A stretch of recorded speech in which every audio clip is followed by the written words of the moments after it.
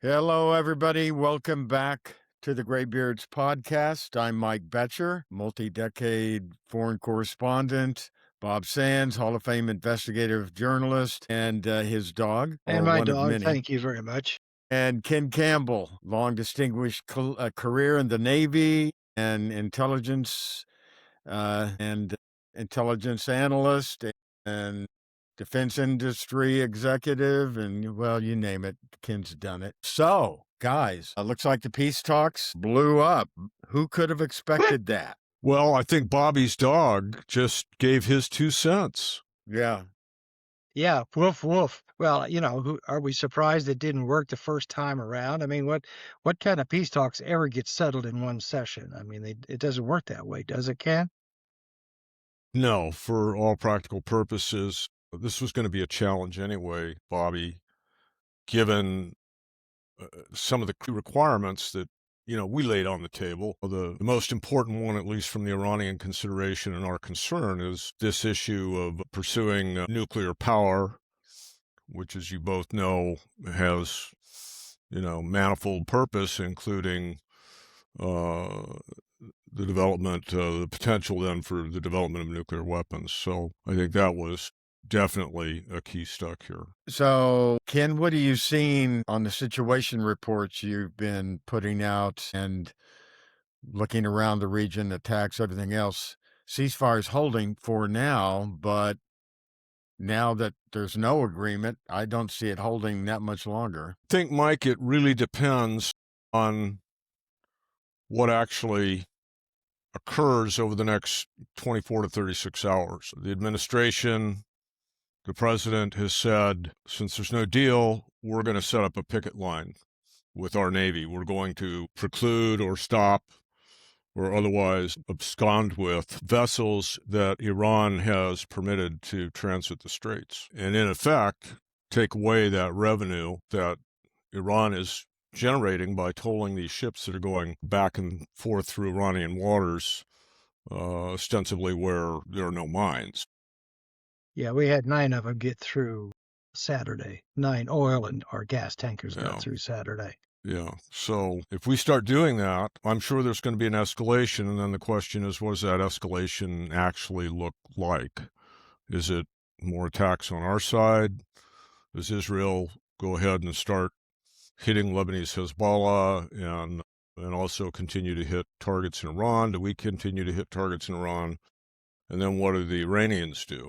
I think if we go back to kinetic action, you're going to see Iran continue to hit a GCC economic infrastructure, gas, oil, technology, and that sort of thing. And then, of course, we'll resume strikes against military targets. So, what does that look like, Ken? A picket line. How does that work? I wonder, if we're going to shut it down as well, does that mean we have to board ships, or we're willing to fire and sink them if they don't, they don't pull over, so to speak?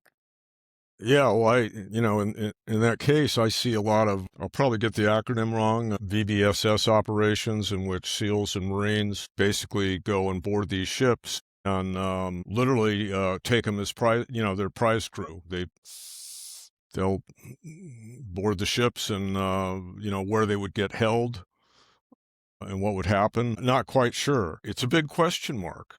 Typically, you would want to hold the ship, which means you're going to have to put some kind of prize crew on there, or the ability to, again, hold them in place. And maybe that's by threatening to shoot them. Although I really don't think that kind of thing is going to happen. I mean, one of the downsides of attacking, one of these ships as part of this, this blockade is that they're oil tankers. And I don't think anybody at the end of the day wants to see a big environmental disaster on top of everything else. But I'm just not sure, Mike.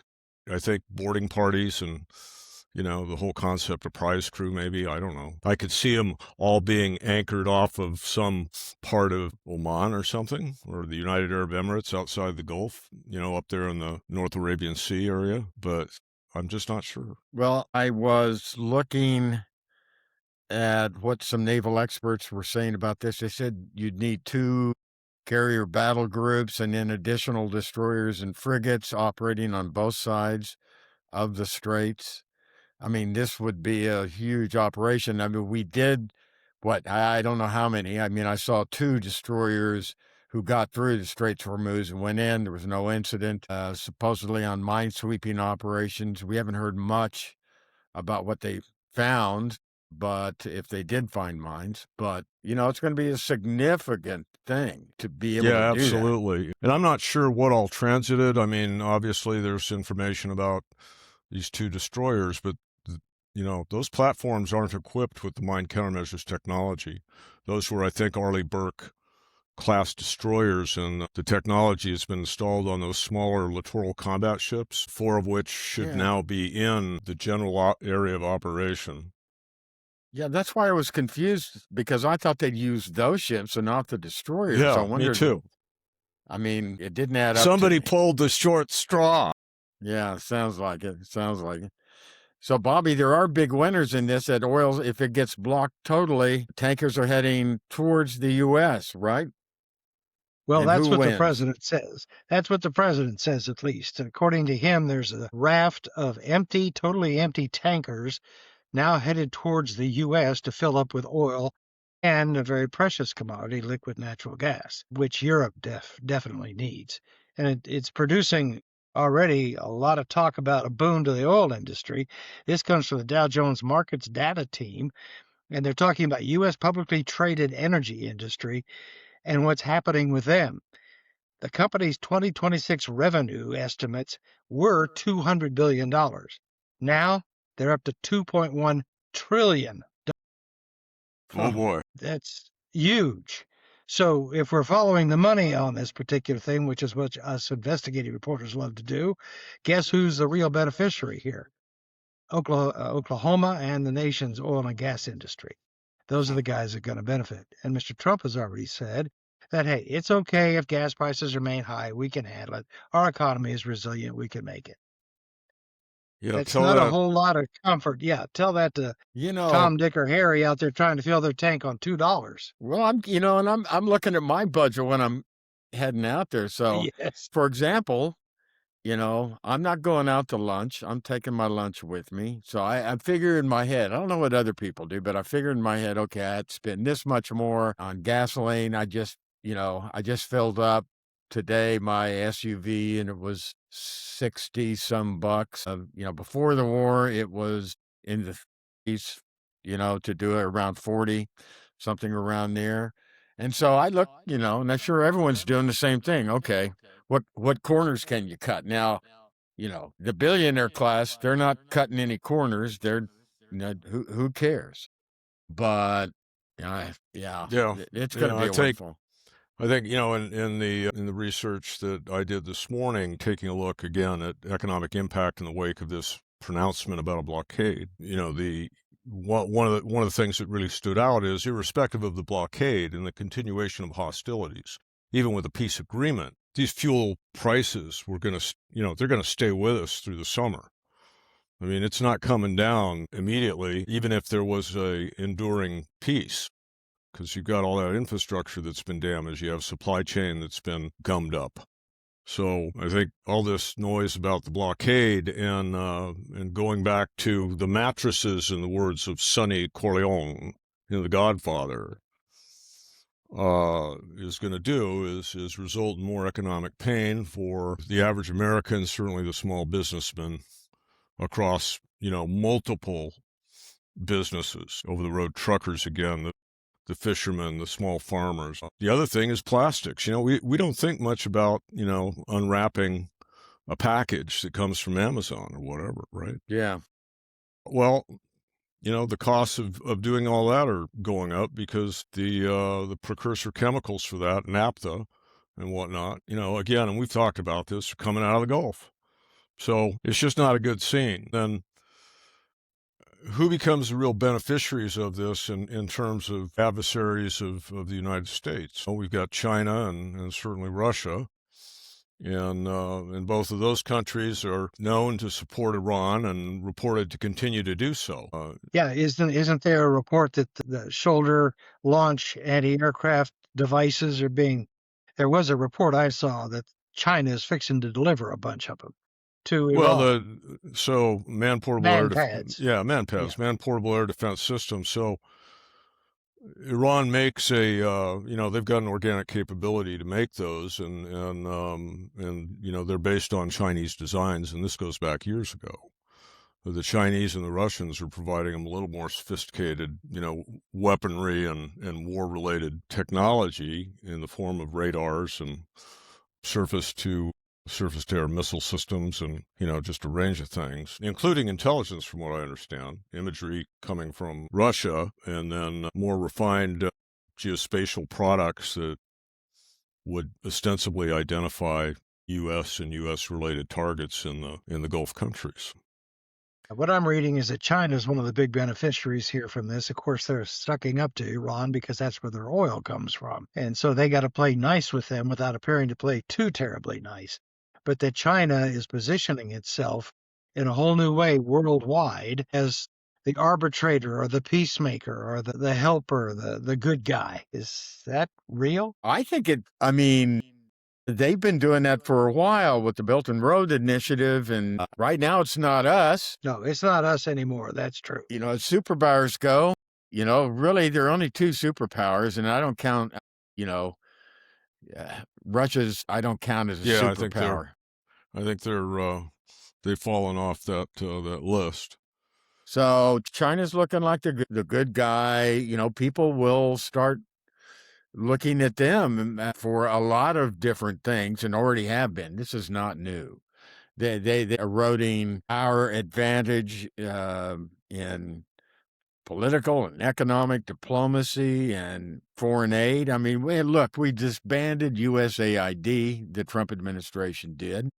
I mean, basically gutted that. And right now, what we do overseas is we send our military and we go after you if we don't like you or we want something.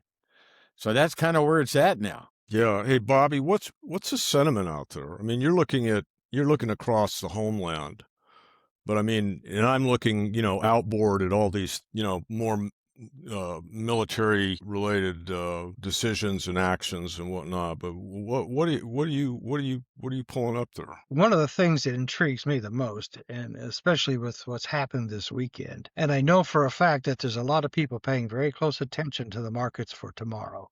What is going to be the reaction to all of this in the oil markets? I would expect it to skyrocket myself, and that's what everybody else is expecting. If that is what the result is, farmers, small folks, small business, like you've already mentioned, Ken, are going to be horribly hurt. Everything is going to be impacted. One of the targets that Iran has supposedly already mentioned is aluminum plants. We don't make aluminum in America. That comes from over there. If they start wiping those out, that's going to hit all kinds of things. And of course, everything that we use on a daily basis basically has some sort of petroleum in it. Every food package, every kind of thing that you can imagine, there's plastic. So guess what? Prices are going to go really, really high. And so the markets tomorrow are a major, major factor for folks. We'll see what happens. Be interested. So the New York Times dealt with a lot of this. Their editorial board did in the Sunday New York Times. It said the last few weeks, and they didn't pull any punches. They said the last few weeks have made the president's glaring incompetence crystal clear. And they went on to say, we count four main setbacks for America's national interest that are the direct result of Mr. Trump's carelessness, the Times wrote. It said the most damage to the U.S. and the rest of the world stems from Iran's enhanced control over the global economy. And that's what we've been talking about. With their command over the Strait of Hormuz, which they wouldn't dare do before because they didn't want more sanctions, but now that's not a problem. They are controlling the global economy. And so in that respect, they've gotten much more powerful. The New York Times has pointed that out. Said what else was there? Trump's failure to anticipate consequences regarding the strait demonstrates serious miscalculations, the editors wrote. And it goes on. Just, I mean, that's a no-brainer, what we just heard, right? I mean, you agree with that? Yes, yes. And then they go on to say, currently, Iran possesses diplomatic influence it could scarcely have imagined 6 weeks ago. Said resolving this situation would necessitate a coordinated global effort, the sort of coalition that Mr. Trump is distinctly unsuited to lead, wrote the Times. And because we really don't have friends out there anymore, right? Agree with that point? I sure would. We ran most of them off. I mean, we've upset Europe like nobody's business, and they were our best friends over there. Ken? Yeah, the thing that, as you guys are talking, particularly with regard to that New York Times article, Mike, is who the hell is advising the president? I mean, Marco Rubio has got all of these, responsibilities. Is, the State Department, the head of the National Security Council, and then you got, Sec War, Hegseth, but who really is Trump listening to, or what are they telling him? Because there's a disconnect here. I mean, on one hand, you talk about how global economics are impacted in a big way. Every damn day this thing shifts. Yeah. It's really, in one way, it's kind of bemusing what happens when the president opens his mouth and says, there's peace in our time, right? Yeah. And then all of a sudden, man, everything's going up. Oil's coming down, equities are going up, and everybody's like, oh, yeah, we're free, right? And it's crazy, just from that aspect alone. I mean, one could just study that dynamic, right? But who the hell is advising the president? Is it his son-in-law, Jared Kushner? Is it Ivanka? Is it Melania? I don't know. It's just, it's just as crazy to me. Jared Kushner obviously plays a major role for the president. The president puts him in every situation practically, along with that Witkoff guy. So maybe it is Jared who he's mostly listening to. Well, he gave J.D. Vance this responsibility to go and parlay, and nothing came out of that. So I can't. It seems odd to me as well that they expected success in the first meeting. I mean, we haven't talked in decades directly. And okay, 21 hours out of 24 they met. It takes a lot longer than that. This stuff, it's not, it's, of course they're not going to agree to our terms, and we're not going to agree to their terms, but you negotiate, and it takes more than 21 hours, one day to do that. And so that has amazed me. It looks like they wanted to go to the table and are anxious to walk away from it and try a new tactic, which is reopening the Straits of Hormuz somehow and taking back some of that control that Iran has. But, in doing that, this Times editorial said America's military standing constitutes the second major setback. The current war, combined with ongoing U.S. military support for Ukraine, Israel, and other partners, has depleted substantial quantities of critical weapon stockpiles, including Tomahawk missiles and Patriot interceptors. It goes on to say the Pentagon has already withdrawn missile defense systems from South Korea. And it says the conflict has exposed vulnerabilities in American military strategy. I think all of that's very true. Well, then you have to ask yourself, given that common sense dictates that one parlay don't make the art of the deal, right? That, among other things, this affords a tactical pause for us to get additional systems, weapon systems and the like, maybe more troops, into position, which it does, but was that really the impetus? I'm just not sure. Again, Mike, the other thing, too, is this idea that we're going to open the Straits and convoy commercial shipping with escorts. I don't think the maritime insurance industry and then the bigger reinsurance industry that indemnifies the insurance. I don't think that they're going to buy that. They're going to be telling these shippers, these shipping companies, yeah, you can go, but here's how much it's going to cost. Cost you, yes. When you get down to it, it's the insurance companies that have, because Yes. of what Iran has done. Well, yeah. And the U.S. attack precipitating all of this. Yeah. They're controlling it. It's not like the ship master is the guy that makes the decision, And then the Times went on to say America's alliances represent the third substantial cost, which is, we all know that. The alliances are shredded. Yeah. Yeah, I think Starmer said something yesterday or the day before. I'm done with Trump. It's the British Prime Minister. I'm done with Trump. Well, and the last of the four things they mentioned, they say the fourth significant damage involves America's moral standing. Despite its imperfections, the nation remains a beacon for millions worldwide. While when pollsters survey where people would choose to live, they say the United States. But, that has all changed. It says Trump has consistently undermined these values throughout his political career and particularly in recent days.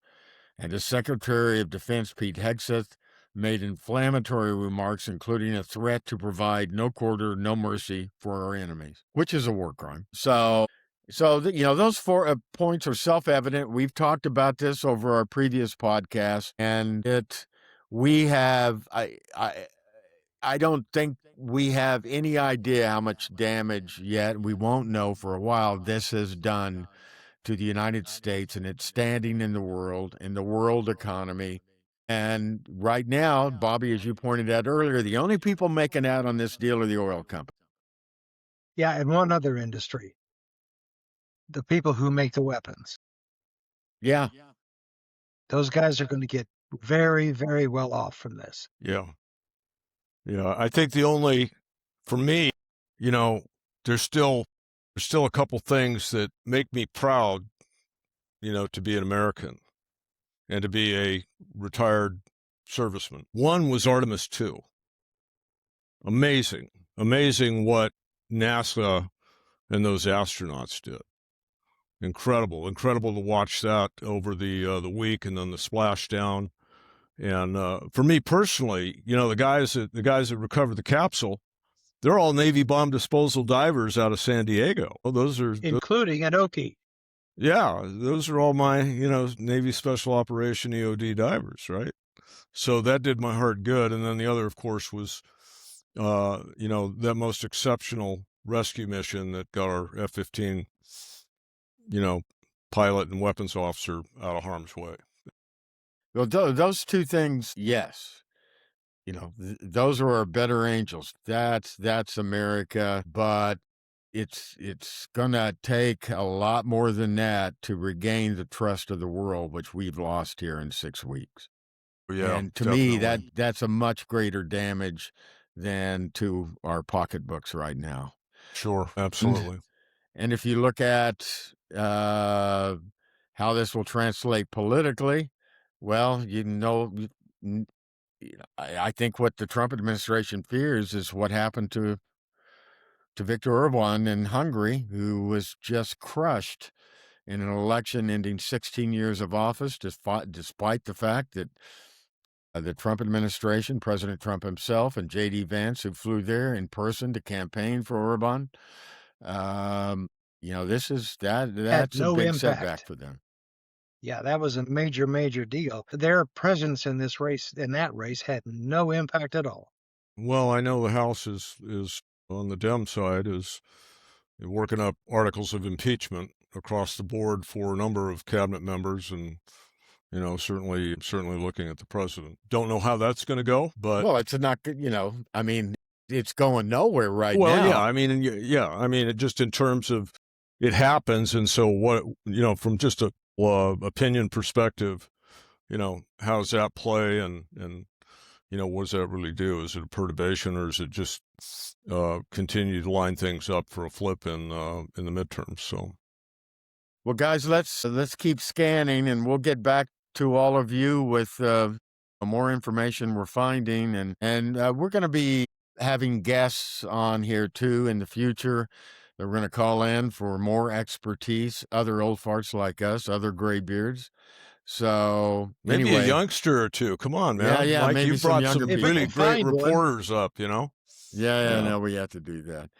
Anyway, Bobby, Ken, we'll see you guys, and we'll see you back here on the Greybeards podcast very, very soon. Good night.